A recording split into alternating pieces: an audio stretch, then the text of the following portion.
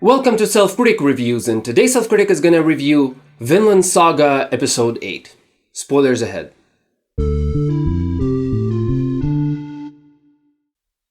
Honestly, not sure I should even review this episode, because there isn't much to say.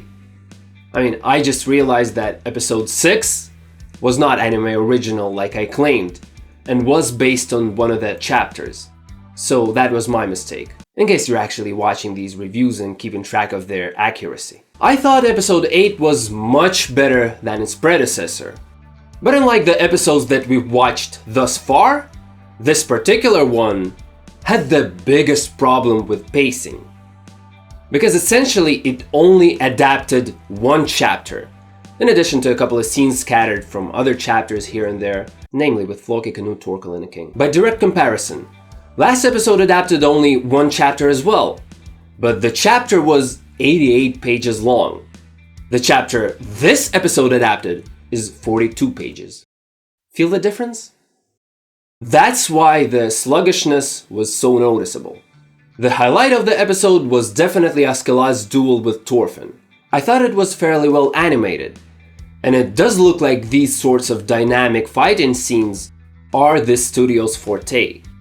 I do not necessarily believe that this is the manga's content at its best, but for the anime, it remains to be the case for now. Additionally, we find out a bit more about Askeladd. It appears that despite fighting for gold, or screwing people over it, he does not seem to be obsessed over it, as evidenced by the scene where he mentioned how his uncle, who is a slave to money, pretends to be a slave master of the slave who he bought with that money, concluding that everybody is a slave to something. His trickery to rattle Thorfinn in order to win the duel was pretty funny. Mispronouncing Thor's name was icing on the cake. But then again, as usual, the manga is much better with the detailed faces than the anime. Oh yeah, almost forgot to mention.